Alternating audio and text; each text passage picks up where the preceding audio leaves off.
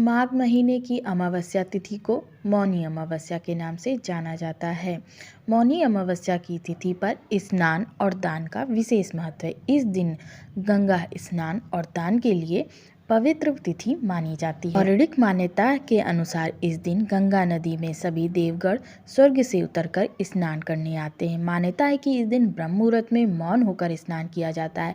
ऐसा करने से सभी पाप समाप्त हो जाते हैं तथा मोक्ष की प्राप्ति होती है। इस दिन प्रयागराज और हरिद्वार में गंगा स्नान करना विशेष फलदायी होता है। तो आइए जानते हैं साल 2023 में मौनी अमावस्या कब पड़ रही है, अमावस्या तिथि कब शुरू कब समाप्त, पूजा का मुहूर्त, पूजा विधि और कथा के बारे में। मौनी अमावस्या 21 जनवरी 2023 दिन शनिवार को है।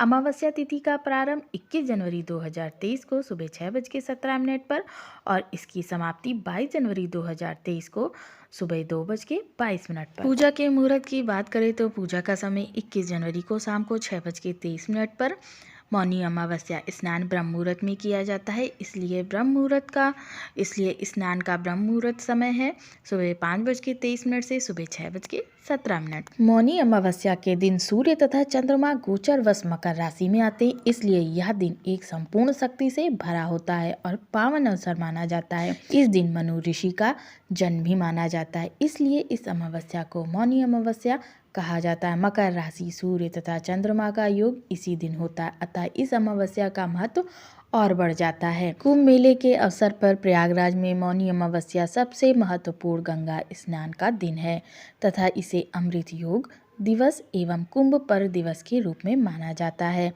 मौनी अमावस्या को मौनी अमावस के नाम से भी जाना जाता है। मौनी अमावस्या पर मौन व्रत का महत्व। इस दिन व्यक्ति मौन व्रत रखने का भी विधान करता है। इस व्रत का अर्थ होता है व्यक्ति को अपनी इंद्रियों को अपने वश में रखना, धीरे धीरे अपनी वाणी को संयम में करके अपने वश में करना ही मौन व्रत है। कई लोग इस दिन से मौन व्रत रखने का प्रण करते हैं।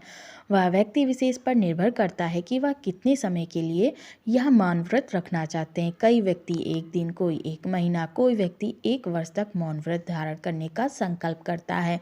दिन मौन व्रत धारण करके ही स्नान करना चाहिए। वाणी को नियंत्रित करने के लिए यह शुभ दिन है। मौनी अमावस्या को स्नान आदि करने के बाद मौन व्रत रखकर एकांत स्थल पर जाप आदि करना चाहिए। इससे चित्त की शुद्धि होती है, आत्मा का परमात्मा से मिलन होता है।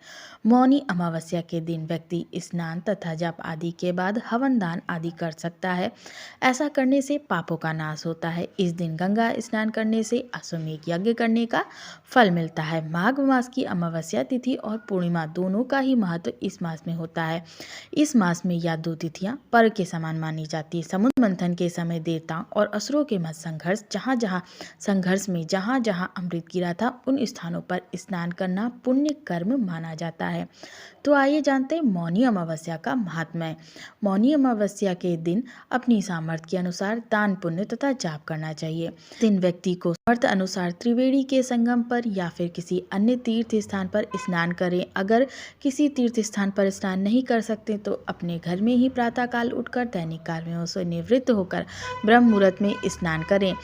घर के समीप किसी नदी या नहर में स्नान कर सकते हैं। पुराणों के अनुसार इस दिन सभी नदियों का जल गंगा जल के समान होता है। स्नान करते समय मौन धारण करें और जप करने तथा मौन व्रत का पालन करें। इस दिन व्यक्ति को यह प्रण लेना चाहिए कि वह झूठ, छल, कपट आदि की बातें नहीं करेगा, बेकार की बातों से दूर रखेगा तथा अपने मन को सबल बनाने की कोशिश करेगा। मन को शांत रखना चाहिए। शांत मन शरीर को सबल बनाता है। इसके बाद इस दिन ब्रह्मदेव तथा गायत्री का जाप अथवा पाठ करना चाहिए। मंत्रोच्चारण के साथ श्रद्धा भक्ति के साथ दान पुण्य करना चाहिए। दान में गाय, स्वर्ण, छाता, वस्त्र, बिस्तर तथा अन्य उपयोगी वस्तुएं अपनी सामर्थ्य अनुसार दान कर सकते हैं। माघ की मौनी अमावस्या की पूजा विधि। अमावस्या के दिन प्रातःकाल उठकर गंगा या किसी पवित्र नदी में स्नान करें। यदि यह संभव ना हो तो घर पे ही स्नान करें। नदी या सरोवर में ही अंजलि से सूर्यदेव को जल का अर्घ्य दें। अब बहती धारा में तिल प्रवाहित करें। अब भगवान विष्णु की पूजा करें। इन्हें फल, फूल, दीप, अगरबत्ती आदि चढ़ाएं। इस दिन पितरों की भी पूजा करने का विधान है।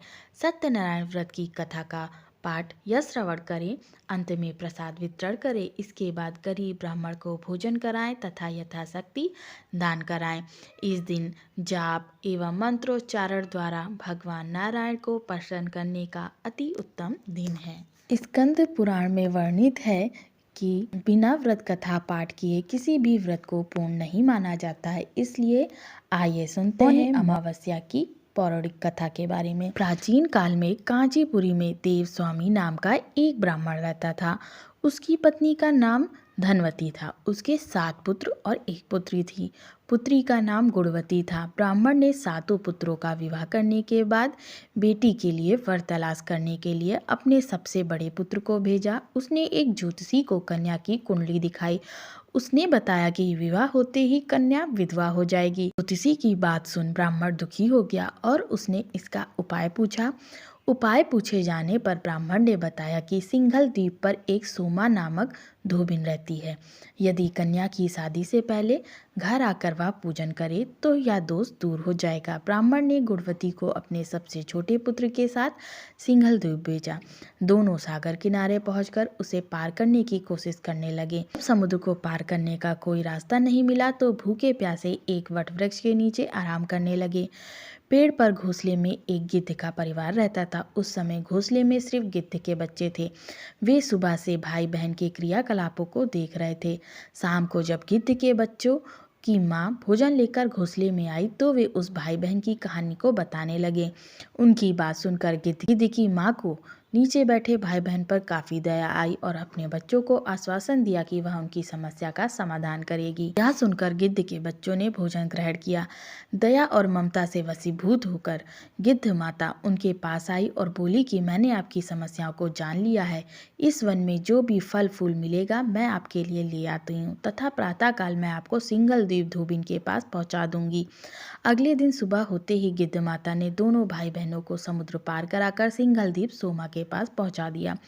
गुणवती प्रतिदिन सुबह सूर्योदय से पहले सोमा का घर लीप दिया करती थी। एक दिन सोमा ने अपनी बहुओं से पूछा कि प्रतिदिन सुबह हमारा घर कौन लीपता है। बहुओं ने तारीफ बटोरने के लिए कहा कि हमारे अलावा और कौन ऐसा करेगा, लेकिन सोमा को उनकी बातों पर यकीन नहीं हुआ और वह यह जानने के लिए पूरी रात जागती रही। तभी उसने सुबह गुणवती को घर साफ करते हुए देख लिया और उससे उसकी परेशानी पूछी। गुणवती ने अपनी परेशानी बताया, जिससे सुन सोमा चिंतित हो गई और उसके घर जाकर पूजा पाठ के लिए तैयार हो गई।